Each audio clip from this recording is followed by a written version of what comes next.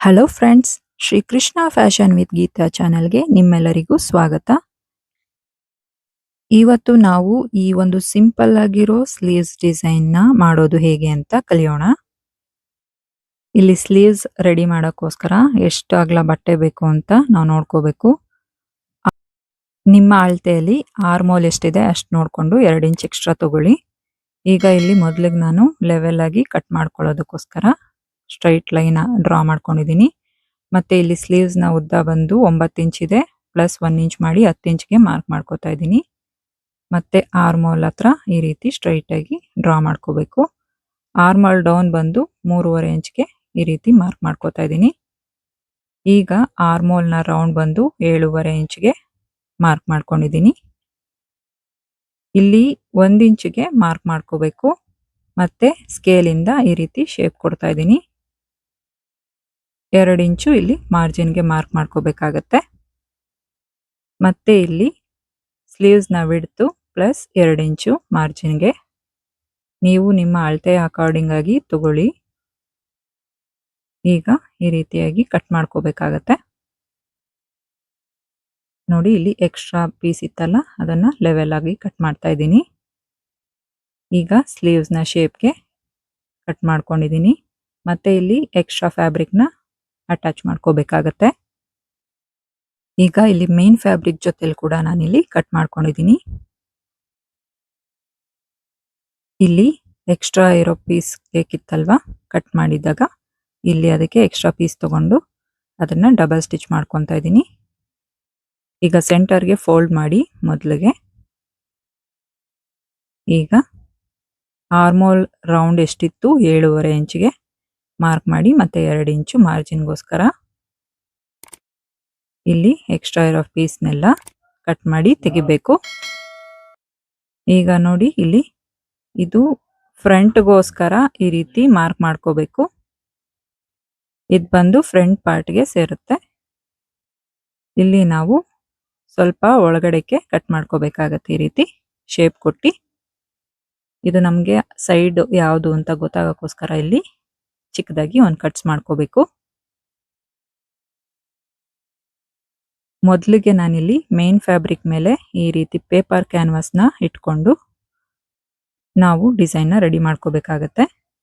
ಇಲ್ಲಿ 6 ಇಂಚ್ ಅಷ್ಟು ಉದ್ದ ಮತ್ತೆ 2.5 ಇಂಚ್ ಅಷ್ಟು ಅಗಲ ತಗೊಂಡಿದ್ದೀನಿ. ಇಲ್ಲಿ ನಾನು ಒಂದು ಟೆಂಪಲ್ ಶೇಪ್ನ ಡ್ರಾ ಮಾಡ್ಕೊತಾ ಇದ್ದೀನಿ. ನೋಡಿ, ಈ ರೀತಿ ನಿಮಗೆ ಬೇಕಾದರೆ ಇದು ಅಗಲ ಕೂಡ ಮಾಡ್ಕೋಬೋದು. ನಾನಿಲ್ಲಿ ತುಂಬ ಚಿಕ್ಕದಾಗೇನೆ ಕಟ್ ಮಾಡ್ತಾ ಇದ್ದೀನಿ ಫ್ರೆಂಡ್ಸ್. ಎರಡೂ ಕಡೆ ಕೂಡ ಇದೇ ರೀತಿ ಮಾರ್ಕ್ ಬರೋ ಹಾಗೆ ಡ್ರಾ ಮಾಡ್ಕೊಳ್ಳಿ. ಈಗ ಇಲ್ಲಿ ಮೇನ್ ಫ್ಯಾಬ್ರಿಕ್ನ ಪಕ್ಕಕ್ಕಿಟ್ಟು ಮತ್ತೆ ಇಲ್ಲಿ ಲೈನಿಂಗ್ ಫ್ಯಾಬ್ರಿಕ್ ಮೇಲೆ ಈ ಪೇಪರ್ ಪೇಸ್ಟಿಂಗ್ನ ನೀವು ಐರನ್ ಕೂಡ ಮಾಡ್ಕೋಬೋದು. ಇಲ್ಲಿ ನಾನು ಸ್ಟಿಚ್ ಮಾಡ್ತಾ ಇದ್ದೀನಿ. ನೋಡಿ, ಈ ರೀತಿ ಲೈನಿಂಗ್ ಫ್ಯಾಬ್ರಿಕ್ ಜೊತೆ ಫಿಕ್ಸ್ ಮಾಡ್ಕೋಬೇಕು. ಮತ್ತೆ ಇಲ್ಲಿ ಮೇನ್ ಫ್ಯಾಬ್ರಿಕ್ಗೆ ಸೆಂಟರ್ ಬರೋ ಹಾಗೆ ಮಾರ್ಕ್ ಮಾಡ್ಕೋಬೇಕು. ಈ ಪೇಪರ್ ಪೇಸ್ಟಿಂಗ್ನು ಕೂಡ ಸೆಂಟರ್ಗೆ ಫಿಕ್ಸ್ ಮಾಡ್ಕೋಬೇಕು ಮೊದಲಿಗೆ. ಈಗ ಮಾರ್ಕ್ ಮಾಡಿರೋದ್ರ ಮೇಲೇನೆ ಸ್ಟಿಚ್ ಮಾಡ್ತಾ ಇದ್ದೀನಿ. ನೋಡಿ, ಈ ರೀತಿಯಾಗಿ ನೀಟಾಗಿ ಪಾಯಿಂಟ್ ಕೊಟ್ಟು ಸ್ಟಿಚ್ ಮಾಡ್ಕೋಬೇಕಾಗತ್ತೆ ಫ್ರೆಂಡ್ಸ್. ಈ ಪೂರ್ತಿ ಡಿಸೈನ್ ಕೂಡ ಇದೇ ರೀತಿ ತಯಾರು ಮಾಡ್ಕೊತಾ ಇದ್ದೀನಿ. ಇಲ್ಲಿ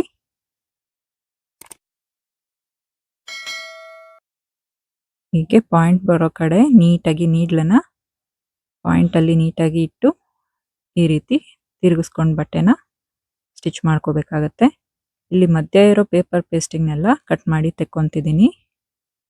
ಏನೇ ಪ್ರಾಬ್ಲಮ್ ಇದ್ರೂ ಈಗಲೇ ಅಡ್ಜಸ್ಟ್ ಮಾಡ್ಕೋಬೇಕು. ಮತ್ತೆ ಎಲ್ಲ ಕಟ್ಸ್ ಮಾಡ್ಕೋಬೇಕಾಗತ್ತೆ.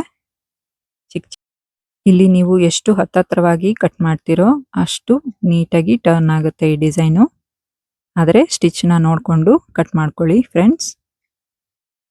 ನೋಡಿ, ಈಗ ಪಾಯಿಂಟ್ ಬರೋ ಹಾಗೆ ನೀಟಾಗಿ ಒಂದು ಶಾರ್ಪ್ ಆಗಿರೋ ಪೆನ್ಸಿಲಿಂದ ಇದನ್ನು ಪಾಯಿಂಟ್ ಬರೋ ಹಾಗೆ ತಕ್ಕೊಳ್ಳಿ. ಈಗ ಇಲ್ಲಿ ನಾನು ಕಾರ್ನರ್ ಸ್ಟಿಚ್ ಮಾಡ್ತಾ ಇದ್ದೀನಿ. ಇದು ಫಿನಿಶಿಂಗ್ ಸ್ಟಿಚ್ ಅಂತಾನೂ ಕರೀತಾರೆ. ಇದನ್ನು ಕೂಡ ನೀಟಾಗಿ ಫಿನಿಶಿಂಗ್ ಜೊತೆಗೆ ಸ್ಟಿಚ್ ಮಾಡ್ಕೊತಾ ಹೋಗಬೇಕು.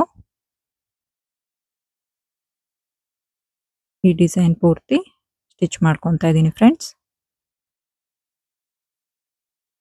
ಮತ್ತೆ ಇದಕ್ಕೆ ಬಾರ್ಡರ್ ಪೀಸ್ ಬರುತ್ತಲ್ಲ, ನಂದು ಇಲ್ಲಿ ಬಾರ್ಡರ್ ಪೀಸ್ ಅಗಲ ಇದೆ ತುಂಬಾ, ಅದಕ್ಕೋಸ್ಕರ ನಾನು ಜಾಯಿಂಟ್ ಹಾಕಿಲ್ಲ. ಚಿಕ್ಕದಾಗಿತ್ತು ಅಂದ್ರೆ ನೀವು ಜಾಯಿಂಟ್ ಮಾಡ್ಕೋಬೇಕಾಗತ್ತೆ ಫ್ರೆಂಡ್ಸ್. ನೋಡಿ, ಈ ರೀತಿ ಫಿಕ್ಸ್ ಮಾಡಿಕೊಂಡು ಸ್ಟಿಚ್ ಮಾಡ್ತಾ ಇದ್ದೀನಿ ಇಲ್ಲಿ. ಇದೇ ರೀತಿ ತುಂಬಾ ಈಸಿ ಅಂಡ್ ಸಿಂಪಲ್ ಆಗಿರೋ blouse designs, back neck designs, sleeves designs ಕೂಡ ನಮ್ಮ ಚಾನಲ್ನಲ್ಲಿ ಇದೆ ಫ್ರೆಂಡ್ಸ್. ನೋಡಿಲ್ಲ ಅಂದರೆ ಹೋಗಿ ನೋಡಿ. ಈಗ ಸೆಂಟರ್ಗೆ ಮಾರ್ಕ್ ಮಾಡ್ಕೊತಾ ಇದ್ದೀನಿ ಇಲ್ಲಿ. ಲೈನಿಂಗ್ ಫ್ಯಾಬ್ರಿಕ್ ಮೇಲೆ ಕೂಡ ಇದೇ ರೀತಿ ಮಾರ್ಕ್ ಮಾಡ್ಕೋಬೇಕು ಸೆಂಟರ್ಗೆ. ಹಾಗೆ ಇಲ್ಲಿ ಅರ್ಧ ಇಂಚಷ್ಟು ಮಾರ್ಜಿನ್ ಬಿಟ್ಟು ಸ್ಟಿಚ್ ಮಾಡ್ಕೊತಾ ಇದ್ದೀನಿ. ಈ ರೀತಿಯಾಗಿ ಮಾಡೋದ್ರಿಂದ ಫ್ರೆಂಡ್ಸ್, ಏನು ಎಕ್ಸ್ಟ್ರಾ ಪೀಸ್ಗಳು ಅಟ್ಯಾಚ್ ಮಾಡಿರ್ತೀವಲ್ಲ ಅದು ಹೊರಗಡೆಗೆ ಕಾಣಿಸೋದಿಲ್ಲ. ನೀಟಾಗಿ ಲೈನಿಂಗ್ ಒಳಗೆ ಕವರ್ ಆಗಿಬಿಡುತ್ತೆ ಫ್ರೆಂಡ್ಸ್ ಇದು. ಈಗ ಇಲ್ಲಿ ಟಾಪ್ ಸ್ಟಿಚ್ ಮಾಡಬೇಕು. ಈಗ ಲೈನಿಂಗ್ ಫ್ಯಾಬ್ರಿಕ್ನ ಹಿಂದಕ್ಕೆ ಟರ್ನ್ ಮಾಡಿ ಈಗ ಒಂದು ಸ್ಟಿಚ್ ಮಾಡ್ತಾ ಇದ್ದೀನಿ.